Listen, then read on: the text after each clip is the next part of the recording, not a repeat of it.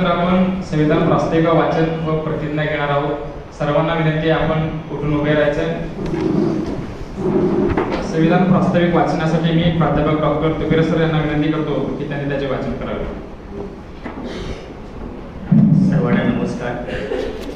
मी संविधानाचं प्रास्ताविकेचं वाचन करतोय. आपणही माझ्याबरोबरती वाचन करावं. हात घ्यावा. आम्ही भारताचे लोक भारताचे एक सार्वभौम समाजवादी धर्मनिरपेक्ष लोकशाही गणराज्य घडवण्याचा व त्याच्या सर्व नागरिकास सामाजिक आर्थिक व राजनैतिक न्याय विचार अभिव्यक्ती विश्वास श्रद्धा व उपासना यांचे स्वातंत्र्य दर्जाची व संधीची समानता निश्चितपणे प्राप्त करून देण्याचा आणि त्या सर्वांमध्ये व्यक्तीची प्रतिष्ठा व राष्ट्राची एकता आणि एकात्मता यांचे आश्वासन देणारी बंधुता प्रवर्धित करण्याचा संकल्पपूर्वक निर्धार करून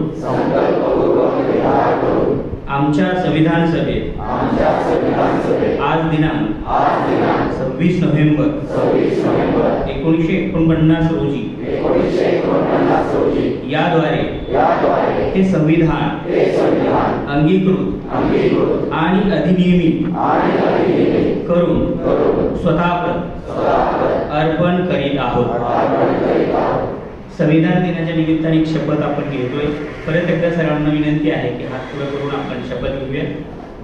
मी भारताचा नागरिक म्हणून आपल्या देशाच्या संविधानाचे निष्ठेने पालन करण्याची त्यातील मूल्ये जोपासण्याची सर्व नागरिकांना समानता स्वातंत्र्य व न्याय मिळवून देण्यासाठी प्रयत्नशील राहण्याची आणि राष्ट्राची एकता अखंडता व बंधुता दृढ करण्याची शपथ घेतो.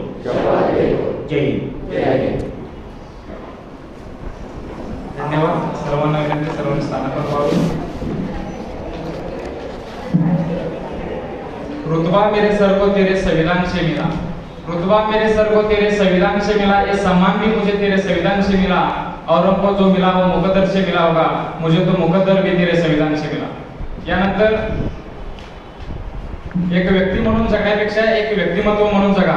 कारण व्यक्ती ही कधीतरी संपते पण व्यक्तिमत्व हे सदैव जिवंत राहते. असे उत्तम व्यक्तिमत्वाचे धनी महाविद्यालयाचे प्राचार्य प्राध्यापक डॉक्टर रुद्राज बुवा यांना विनंती करतो की त्यांनी मनोगत व्यक्त करावे.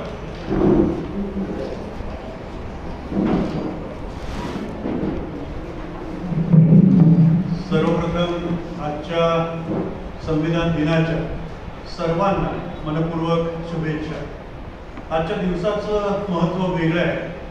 आज आपलं संविधान लागू झालं, त्याला 75 वर्ष पूर्ण होत आहे. त्या निमित्तानं आपण विशेष शपथ सुद्धा आता घेतली.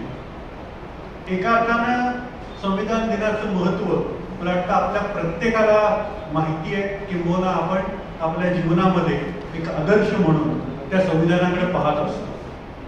संविधान म्हणजे काय हे विद्यार्थ्यांना जेव्हा आपण सांगतो, आपल्याला प्रत्येकाला माहिती आहे की नागरिक शास्त्रापासून ते अलीकडच्या काळात 9वी-10वी पासून संविधानाचं महत्त्व किंवा आता ज्या प्रास्ताविकेचं वाचन सुरुवातीला सरांनी केलं, ती प्रास्ताविका प्रत्येक पुस्तकावरती छापलेली आपल्याला माहिती आहे. पण शालेय जीवन, महाविद्यालयीन जीवन किंवा विद्यार्थी दशेमध्ये शक्यतो या संविधानाचं महत्त्व प्रत्यक्ष आपण कसं अंगीकृत करायचं, जे तुम्हाला त्या प्रास्ताविकेमध्ये एक एक शब्द जर आठवून पाहिला किंवा तरी जाऊन पुन्हा एकदा आपण जर वाचन केलं तर ते एका दिवसात पूर्ण होण्यासारखं नाही आहे. मी हे जाणीवपूर्वक म्हणतोय कारण संविधानाची प्रास्ताविका इतकी महत्वाची आहे, कारण प्रत्येकाला संविधान सगळंच्या सगळं वाचणं हे कदाचित शक्यही होत नसतं. किंबहुना प्रत्येक देशामध्ये संविधान हा सर्वोच्च कायदा असतो. एका अर्थाने आपण म्हणतो ना की कायदे प्रत्येकाचे वेगळे असतात. लहानपणी खेळताना आपण क्रिकेटची मॅच असेल किंवा मुलं छोटी छोटी जी खेळत असतात त्यांचे नियम आखून घेतात. ते काय आपण जे अनुभवलेलं आहे तुम्हाला ते माहिती आहे, पण तिथं कायदा असतो. म्हणजे या कायद्याच्या चौकटीत राहून तुम्ही तो खेळ खेळत असता. वाटतं ते सगळ्यात चांगलं उदाहरण आहे. तरच त्या खेळाला अर्थ प्राप्त होतो. नाही तर प्रत्येक जण मनमानी करायला लागला तर मला वाटतं खेळही साध्य होणार नाही, त्याचा आनंद मिळणं तर दुरापास्तच होतं. आता हेच तत्वज्ञान, कारण तत्वज्ञान म्हणलं की थोडंसं जड वाटायला लागतो शब्द. तेच तत्व जर आपण संविधानाला लागू केलं तर त्याचा अर्थ तोच आहे. देशातला सर्वोच्च कायदा, त्याच्यापेक्षा सर्वोच्च कायद्याच्या वरती कुठला कायदा असत नाही. आणि तो कायदा प्रत्येकाला, म्हणजे सामान्यातल्या सामान्य नागरिकापासून ते थेट पंतप्रधान, राष्ट्रपती, जे आपण सर्वोच्च पद मानतो, त्या प्रत्येकाला तो लागू होतो. वास्तविक पाहता संविधानाची प्रास्ताविका इतक्या सुंदर शब्दांमध्ये मांडलेली आहे. संविधानाचं सार आहे असं म्हणतात. आणि म्हणून आपण घटनेच्या ज्याला आपण लोकांप्रती अर्पण केली, किंवा शेवटचं वाक्य खूप महत्वाचं आहे, आम्ही आमच्या प्रतीच अर्पण केली. नाहीतर नियमांचं खूप सोपं असतं. नियम केले दुसऱ्यांसाठी आहे, आपण त्यातनं वेगळ्या व्हायला पाहत असतो. हे तुम्ही आम्ही नाही, जगभरातल्या माणसांची ती एक प्रवृत्ती असते की नियमांचा जाच होतो. काही वेळेला आपण लहानपणापासून प्रश्न विचारतो, कदाचित आत्ताही असतील, पण ते विचारत नाही आपल्या वयोमानानुसार की हे असं का, हे असंच का करायचं, नियम का पाळायचे. मला वाटतं नियम, कायदा याचा साधा सोपा अर्थ आहे, जसं तो तुम्हाला एक हक्क देतो जे संविधानामध्ये, त्याचप्रमाणे काही कर्तव्य सुद्धा निश्चितपणे देतो. आता कर्तव्याच्या बाबतीत मी विचार करत होतो लहानपणी की कर्तव्य म्हणजे काय, त्याचा मला काय फायदा आहे. पण आपण जेव्हा लोकशाहीमध्ये एकत्रित जगत असतो, एक समाज समूह म्हणून जगत असतो, तेव्हा आपल्याला आपल्याबरोबर दुसऱ्याचा विचार करावा लागतो. दुसऱ्याचा विचार करताना मग त्याच्याप्रती काय कर्तव्य आहे. म्हणजे डॉक्टर बाबासाहेब आंबेडकरांनी संविधान सभेच्या अनेक वेगवेगळ्या भाषणांमध्ये जे उल्लेख केले, समारोपाचं भाषण तर खूपच गाजलेलं आहे. तो एक आदर्श वस्तुपाठ ठरावा आपल्या प्रत्येकाच्या जीवनामध्ये. या अर्थाने आपण, मला वाटतं, ते विद्यार्थ्यांनी सांगावं. थोडंसं ज्याला आपण म्हणतो की एक प्रदर्शन या निमित्तानं भरवण्यासाठी वेगवेगळ्या स्लाइड्स दिलेल्या आहेत. पहिली जी घटनेची प्रत होती त्या घटनेच्या प्रतीमध्ये भारतीय परंपरा आणि संस्कृतीची काही चित्र दिलेली आहे. ती ओरिजिनल प्रत त्याचं स्कॅनिंग करून शासनाने आपल्याला त्याचं प्रदर्शन भरवण्यासाठी दिलेलं आहे. वाटतं 34 एक पानं आहेत. आत्ता दुपेरे सरांची बोलत होतो. हा महिनाभर उपक्रम चालू राहणार आहे, कारण घटनेला 75 वर्ष पूर्ण होत आहे. या निमित्ताने घटनेच्या निर्मितीची प्रक्रिया, आता आमदारांनी मगाशी उल्लेख केला की साधारणतः 3 वर्षाची प्रक्रिया चालली होती. पण त्याच्या आधीचा जो अभ्यास आहे, मला वाटतं डॉक्टर आंबेडकरांचा उल्लेख मुद्दा मी यासाठी केला. कॉन्स्टिट्युशनल असेंब्ली डिबेट्स या ग्रंथाचा मी निश्चित उल्लेख करतो. तो एक ग्रंथ नाही आहे, त्याचे 14 खंड आपल्या लायब्ररीमध्ये उपलब्ध आहेत. तुमच्या पिढीसाठी इंटरनेट जनरेशन जे आहे त्यांच्यासाठी ते इंटरनेटवरती, की आपण मूलभूत हक्क कसे स्वीकारले, मूलभूत कर्तव्यांची कशी आपण तरतूद केली, त्याच्याबरोबर प्रत्यक्षात सरकारची काही निर्देशक तत्व आहेत, सरकारने काय करावं, या सगळ्यांची पूर्तता होईल या अर्थानं त्यामध्ये काही तरतुदी झाल्या. आता बऱ्याच जणांना हे वाटेल की घटना निर्मितीला आता 75 वर्ष झाली, काळ झपाट्याने बदलतो. जे परवाच माझे विद्यार्थी आले होते, सर आमच्या काळात खूप वेगळं होतं, आता सगळंच बदललं. हे पिढ्या बदलतच राहतं. फक्त मी एक उल्लेख करेन की या घटनेचा जेव्हा निर्मितीचा प्रश्न आला संविधान सभेमध्ये, मसुदा समितीच्या अध्यक्ष नात्याने डॉक्टर आंबेडकरांनी जे उल्लेख केलेले आहे, खरोखर ते मनापासून वाचून अंगीकारणं हे सातत्याने तुम्हाला जे म्हणतोय. अरिस्टॉटल नावाचा एक तत्ववेत्ता होऊन गेला ग्रीक परंपरेमधला. अनेक वेगवेगळ्या ज्ञानशाखांचा तो निर्माता आहे असं मानलं जातं. जसं तो राज्यशास्त्राचा निर्माता आहे, तसं तो सौंदर्यशास्त्राचा आहे, काव्यशास्त्राचा आहे. ग्रीक परंपरा खूप मोठी आहे. त्या काळामध्ये त्यांनी त्या जगातल्या अस्तित्वात असलेल्या 100 पेक्षा जास्त राज्यघटनांचा अभ्यास केला होता. अनेक शतकानंतर, आणि ही 4थ्या शतकापूर्वीची घटना आहे इसवी सनाच्या, साधारणतः 20व्या शतकामध्ये डॉक्टर आंबेडकरांनी अशा जगातल्या अनेक घटनांचा अभ्यास केला. आपण दोन गोष्टी इंग्लिशमध्ये म्हणतो ना, एक रेडीमेड आणि दुसरं टेलर मेड. आता नवीन पिढी म्हणेल सर टेलर मेडचा जमाना गेला.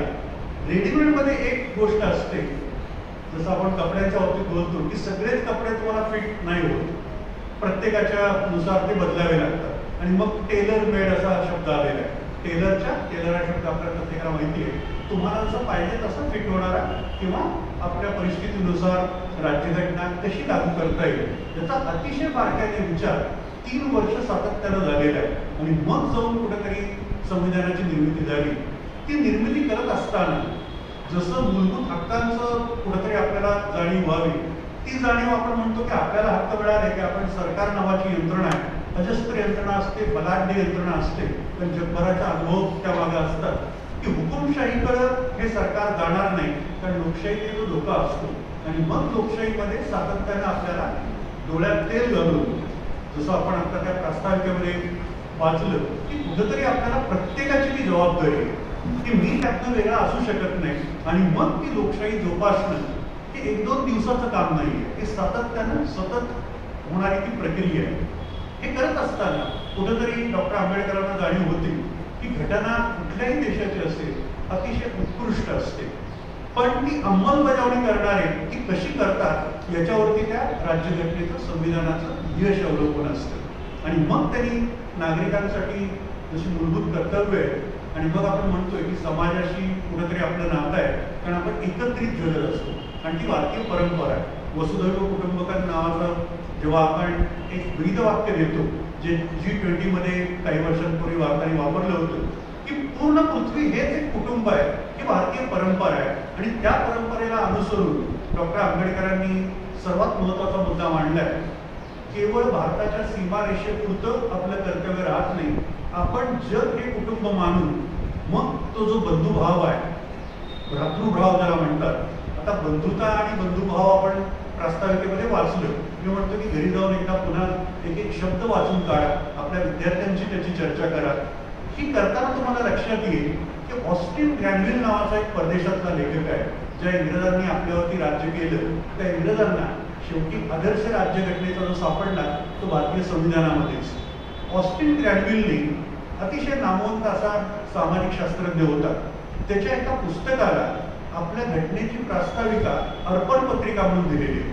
ते म्हणाले की केवळ माझ्यापुरता, इंग्लंडपुरता किंवा भारतातलं संविधान असेल, भारतीय विचारवंत असेल, तर त्या देशापुरता तो विचार नाहीये, अख्ख्या जगाला आदर्शवत असावी अशी ती घटनेची प्रास्ताविका आहे. म्हणून तिने ती अर्पण पत्रिका म्हणून पुस्तकात छापलेली आहे. आपल्या लायब्ररीमध्ये तोही ग्रंथ उपलब्ध आहे. हे जर तुम्ही पाहिलं तर मला वाटतं आता आपली जबाबदारी येते, कारण घटनेमध्ये बदल हे होत असतात. मगाशी तुम्ही म्हणालो त्यासाठी घटनेमध्ये किती चांगल्या तरतुदी करून ठेवल्या. भविष्याची ज्याला आपण जाणीव म्हणतो किंवा भविष्याचा वेध म्हणता येईल की घटना दुरुस्तीची पण तरतूद आहे. इंटरनेट सारखी गोष्ट ज्या काळात अस्तित्वात नव्हती त्या काळात ही घटना निर्माण झाली. त्यामुळे नव्या पिढीला असं वाटेल की सर मग इंटरनेटचा उल्लेखच नव्हता का, ते माहीतच नव्हतं. त्या अतिशय बारकाईने तरतूद केलेली आहे की काळानुसार काही गोष्टी बदलाव्या लागतील, पण काही मूल्य ही शाश्वत असतात. आता शाश्वतचा अर्थ जर घ्यायचा झाला तर साधं सोपं आहे. असं म्हणतात, ही म्हणण्याची प्राचीन काळापासून पद्धत आहे, तो आजच्याच काळातलं वैशिष्ट्य नाही. तत्व, मूल्य, आदर्श यांची पडझड होते. सतत आपण ऐकतोय, कानावर पडतोय, पण ते पडत असताना मग याला आपण काय उत्तर शोधायचं, त्यातनं निर्माण होणारे प्रश्न आहेत, रोजच्या जीवनातले प्रश्न आहेत. असं नाही की आपण कुठेतरी एखाद्या देशाचा प्रश्न आहे, देशाची काही जबाबदार व्यक्ती सोडवतील. प्रत्येकाला आपल्याला या गोष्टींना कुठेतरी सामोरं जावं लागतंय. मग तिथं आंबेडकरांनी त्याला उत्तर लिहून ठेवलेलं आहे, घटनात्मक नैतिकता. नैतिकता माझे निकष वेगळे असतील, तुमचे वेगळे असतील, कदाचित आपल्या सोयीप्रमाणे आपण ते निकष बदलू. स्वार्थाला नैतिकता बाजूला ठेवण्याच्या प्रसंगी हीच आमची नैतिकता असंही कदाचित वाटायला लागेल. पण शाश्वत मूल्य म्हणून घटनेमध्ये ज्याचा समावेश आहे त्या संविधानात्मक नैतिकतेचा आंबेडकर उल्लेख करतात. मला वाटतं त्याच्यावर कुठेतरी या 50व्या ज्याला आपण साधारणतः वर्षामध्ये 20व्या शतकातल्या ही घटना आली, पण आता इतकी वर्ष झाल्यानंतर ती 50 आणि इथली 25-75 वर्षानंतर जेव्हा आपण त्याचा विचार करतो, मला वाटतं त्या शाश्वत मूल्यांचा विचार आपण करणं आणि आपल्या विद्यार्थ्यांच्या पुढच्या पिढीपर्यंत पोहोचवणं हे आपलं कर्तव्य ठरतं. त्याचा अर्थ एकच होतो की संविधान जे सांगतं ती प्रत्येकाची नैतिकता ठरावी, मग त्याच्यात दुजाभाव राहत नाही आणि मग समोरचा तो माझा नातेवाईक असेल तर मी खूप छान वागतो, प्रसंगी त्याच्या दोषांकडे दुर्लक्ष करतो, मग हेच वाक्य हीच तत्व तुम्ही प्रत्येक भारतीयाशी नव्हे जगातल्या प्रत्येक व्यक्तीशी जोडली पाहिजे की मी जर माझ्या नातेवाईकाला माफ करत असेल तर माझा विद्यार्थी असेल, माझा सहकारी असेल तर त्यालाही कुठंतरी एक संधी दिली पाहिजे. पण हे करताना कायद्याची चौकट मात्र पाळली पाहिजे.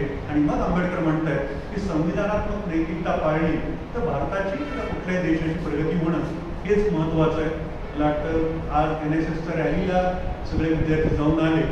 रॅली एका अर्थानं फार औपचारिक प्रसंग वाटतो, पण मी सगळ्याच विद्यार्थ्यांना विचारलं प्रतिमापूजन करताना तो जो उत्साह येतो ना, आणि मला माहिती आहे NSSचा उत्साह असतो, NSS क्लॅप गोचा आदेश आज आला नाही, नंतर त्यातनं जो उत्साह आम्हालाही जाणवतो, कारण सेकंड टर्म अजून उद्या सुरू होणार आहे. पण आपणही सगळे विद्यार्थी म्हणून आलात, कनिष्ठ महाविद्यालय चालू झाले, तिथले विद्यार्थी आले, सगळेच जण म्हणून आपण एकच मला वाटतं आपल्याप्रती वचन देऊया. मग त्या वचनाचा भंग करण्याचा प्रश्नच येतो, कारण आपणच जबाबदार असतो. किती संविधानात बारकाईने विचार केलाय बघा की आम्ही भारताचे लोक पासून जी सुरुवात होते हे कोणी आमच्यावर लादलेलं नाहीये, आम्हीच ठरवलंय काय आपण करायचं. आणि शेवटचं वाक्य आहे समारोपाचं की आम्ही आमच्या अर्पण करत आहोत. आणि म्हणून आपण ती शपथ घेतली, ती शपथ प्रत्येकाने घेतली म्हणजे ते आपलं कर्तव्य होतं. त्याचबरोबर जेवढ्या लोकांना शक्य आहे तेवढ्या नागरिकांपर्यंत आपण त्या कर्तव्याची जाणीव पोचवूया आणि भारताला समृद्ध, विकसित आणि घटनाकारांच्या स्वप्नातला भारत बनवण्याचा प्रयत्न करूया. एवढं सांगून पुन्हा एकदा मी शुभेच्छा देतो आणि थांबतो.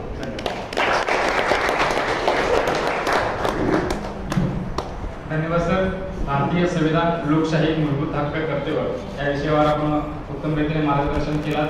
खूप खूप धन्यवाद सर. त्यानंतर आपण कार्यक्रमाच्या शेवटच्या टप्प्याकडे वळतोय. शेवटचा टप्पा आभार प्रदर्शन. कुमारी वैष्णवी बिराजदार या विद्यार्थिनीला विनंती करतो की तिने या करायचं आभार प्रदर्शन करावं.